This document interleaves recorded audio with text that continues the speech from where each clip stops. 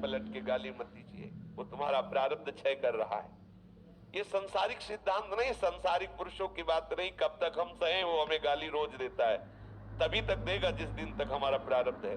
जिस दिन प्रारब्ध खत्म हो गया तो वही मित्र बन जाएगा, देख लेना, वही आपको प्यार करने लगेगा, क्योंकि वो बेचारा तो एक निमित्त मात्र है। तुम्हारा कर्म ही उसके सर पर चढ़कर तुम्हें ऐसे वचन सुनवा रहा है जिससे तुम्हारा हृदय जले, तुम अपने कर्म का भोग भोग रहे हो। ये सिद्धांत प्रपंचियों की समझ में नहीं आएगा, साधकों के लिए सिद्धांत है। भगवत प्राप्ति, भगवत प्रेम रस में डूबना, तत्वबोध प्राप्त करना, ये उन उपासकों का मार्ग है। चुपचाप सह जाओ, चाहे भारी विपत्ति आवे, चाहे संपत्ति आवे, न हर्षित हो न शोकित हो, हमें प्रेम रस प्राप्त करना है, इसलिए गंभीर रहो। पूरब कर्म विपाक विवश जो विपत्ति पर है निर्भर, जैसी भी परिस्थिति आवे चुपचाप सह जाओ।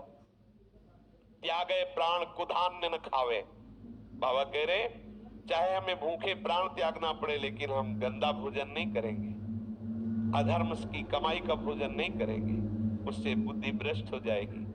भोजन नहीं मिलेगा, 2-4 दिन जलेगा हृदय और पवित्र हो जाएगा, लेकिन गंदा भोजन, अभक्ष भोजन या ऐसा कुकर्म के द्वारा कमाया हुआ भोजन बोले कभी न खाए। इसीलिए खान पान तो कीजिए रसिक मंडली माही, जिनके और उपासना तहां उचित ध्रुनाई। जहां तहां अन्न खात सखी कहा ताप गात, सकल दिवस द्वंद जात रात सर्व सोवई। जहां मनाया वहां भोजन कर लिया, ना कोई विचार है, ना कोई देखना सुनना है कैसा भोजन है, किनका भोग लगा है, कौन लोग हैं क्या, ऐसा नहीं, सावधान। जहां तहां के पावने भजन तेज घटी जाए, जहां तहां भोजन करोगे आपका भजन तेज नष्ट हो जाएगा। खान पान तो कीजिए रसिक मंडली माए, जिनसे हमारा इष्ट मिलता है, हमारा भजन रस मिलता है, जो वैष्णव जन है, प्रभु शरणागत जन, उनके हम मांग के पालेंगे, ब्रजवासियों के हम मांग के पा, दूसरे के द्वारा आदर पूर्वक दिया हुआ भी उत्तम उत्तम पदार्थ हम नहीं स्वीकार करेंगे। प्यास मिठाई विप्र की तामे ला गया आग, वृंदावन के सोपस लो जूठन खाइए मांग, आचार्य महापुरुष जन आदेश करते हैं। नहीं निंदा, ना तो किसी की निंदा करे और ना अपनी निंदा सुनकर के नाराज हो। एक पद में श्री चरणदास जी ने कहा है कि हे साधको, ऐसा निश्चय करो कि ये जो निंदा करने वाले हैं ये बहुत कृपालु है, हम पे बहुत कृपा कर रहे हैं, कभी भगवान इनको हमसे दूर न करें। ये सदैव हमारे आसपास ही रहे, ये हमारे आसपास ही रहे। कभी मत मनाओ ऐसा कि प्रभु ये हमारी निंदा करता है दूर हो जाए, नहीं।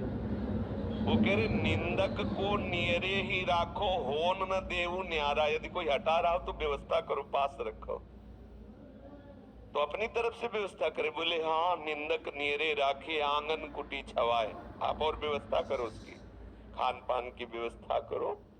तभी तो संतों के चरित्रों में देखा गया तो लगता था कैसे बावरे हैं, जो इनकी निंदा कर रहा है, अपमान कर रहा है, उसी को गर्म करके दूध और मीठा मिला के अपने हाथ से पवारे।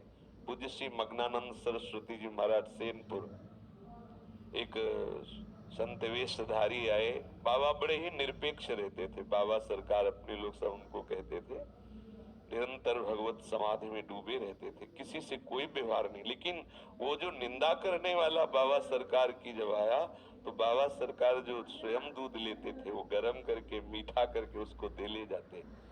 शिवानंद स्वामी और भी बड़े बड़े भगवत प्राप्त महापुरुष बाबा सरकार के शिष्य थे, वो कहते कि महाराज ये तो बहुत ही गलत बोलता रहता है, उद्दंडता करता है, इससे आश्रम में बिल्कुल टिकने न दो, निकाल दो। तो कहते थे नहीं नहीं, इसे जरूर रखो, और सब चाहो, जाना चाहो तो चले जाओ, इसे रखो।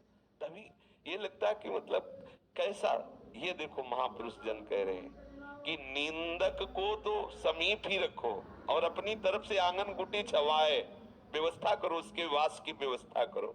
चरणदास जी कह रहे हैं अपने निंदक को कभी अपने से दूर ना होने दो, कि भैया तुम कभी दूर मत जाना, तुम्हारे पैर छू कृपा करके पास ही रहना।